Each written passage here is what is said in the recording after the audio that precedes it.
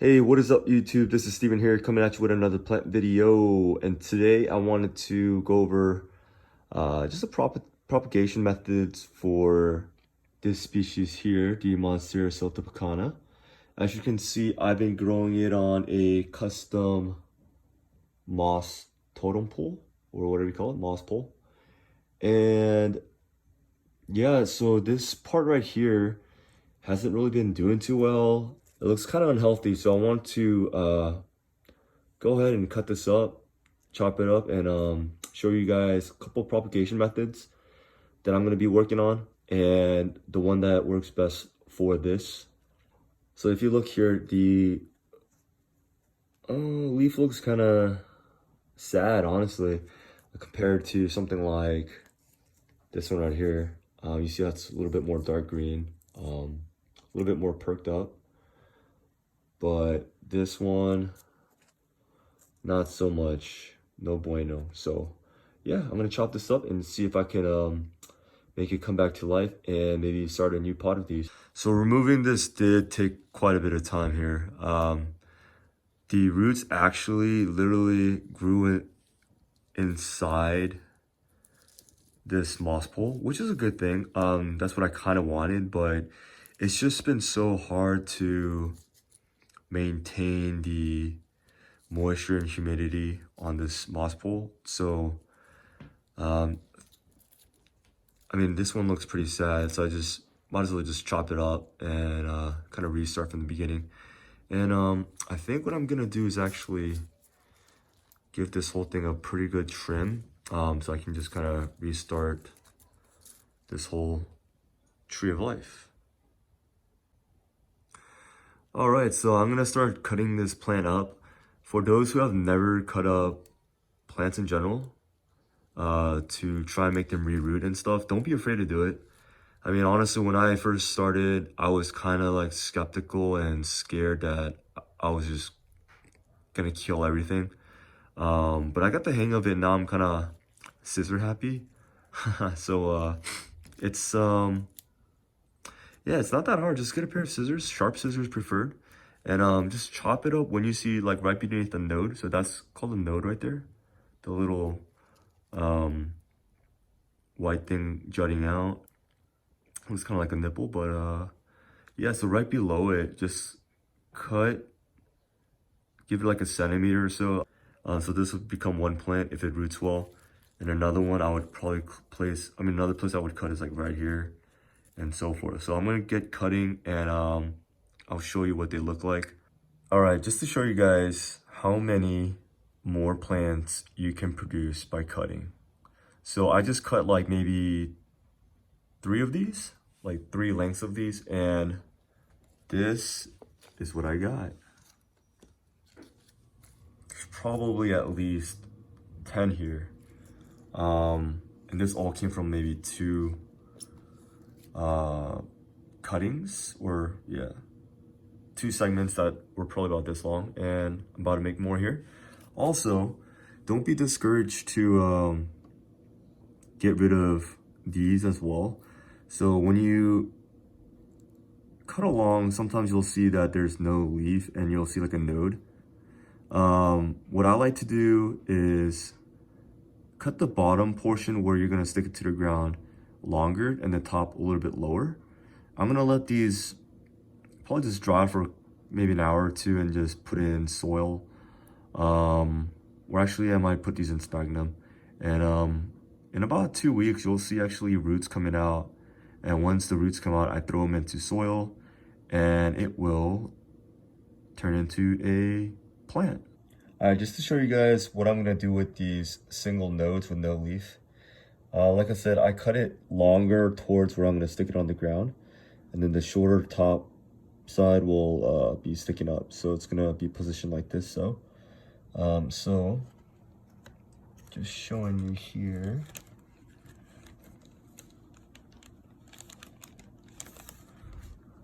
I literally just stick it on the ground like that.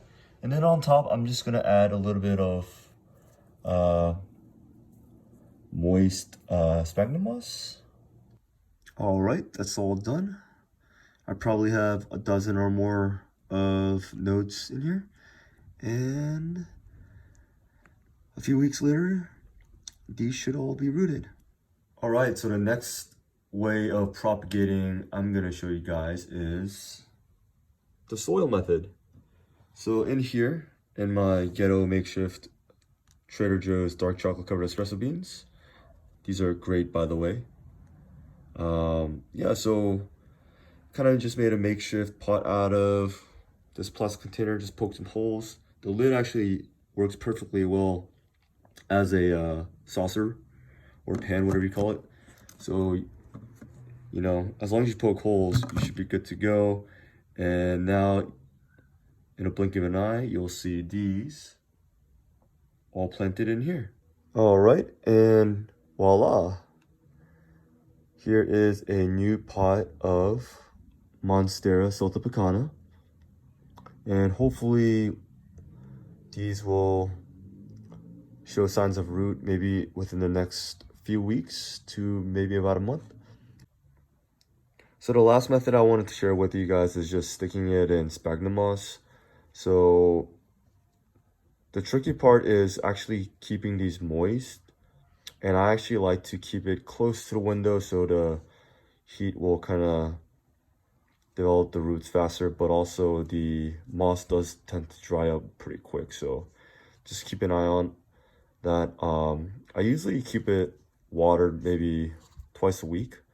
And it's got drainage holes, so and this does actually root faster from my experience than the soil method. And I will show you guys how much root has developed as well and any updates within the next month. All right, just to show you guys what I was able to propagate with that bunch of cuttings you saw earlier in the video. First one was all these nodes. There's probably more than a dozen here. Then moving on to the soil mixture. So for this mixture, I use sphagnum peat moss, as well as perlite, horticulture charcoal, and bits of repti bark, aka orchid bark. So it's a pretty airy mixture. Hopefully we'll be able to see some good growth on that. And then the two last ones, I was able to kind of bunch them all up into a jar and in a pot, and basically it's just sphagnum moss. This is my preferred method of propagating the Monstera Siltepecana. I've had some great success with this before. But yeah, just wanted to show you guys what I've done in this video, and I will give you guys an update about a month later. Stay tuned. All right, YouTube. So the previous clips you've just seen were recorded back on March 25th. Today's date is April 9th, I think. I could be wrong. It's a Thursday though. But yeah, it's been about 15 days. I know that for a fact.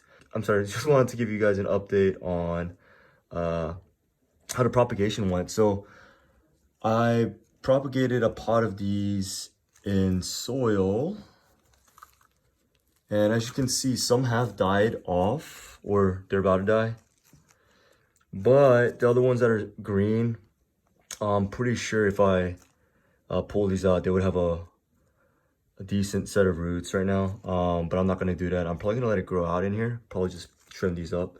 And then here are the two I put in just sphagnum moss. These actually, I feel like the sphagnum moss method works the best, just because like you could see like there's new growth right there. It's just growing. And if you look here, let's see, you'll see like a root there. And I'm pretty sure if I pull these out, there's gonna be a good set of roots. So I'll get to that in a bit. And then the nodes that I trimmed up and just stuck in here, if you look carefully, trying to get a zoom here, they're actually doing pretty good. Like you can see there's like growth points. I'll keep updating you guys on this one. I'm not gonna mess with it much. I have it sitting by a eastern facing window, or I'm sorry, east facing window. So it gets pretty good sunlight.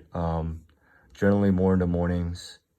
Does get kind of warm. I just make sure that it's always damp, and I do spray it every like couple days, just to kind of help simulate the growth here. But I don't think I've lost any of the nodes yet, but I will keep you guys updated on that.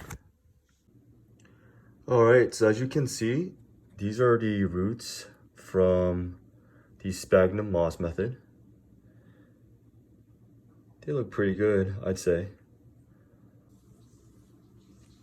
So this is how the roots look like from soil.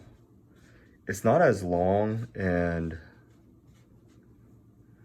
I guess developed, in my opinion, compared to the sphagnum moss one. Let me pull out another one here. So if you look here, there's a new growth point right there and a tiny set of roots. So I'll be sticking this one back in. So in comparison, soil doesn't really root well as the sphagnum moss method. And there you go, guys. Thanks for tuning in, and hope you guys enjoyed this update and propagation method for the Monstera Siltepecana. Thank you.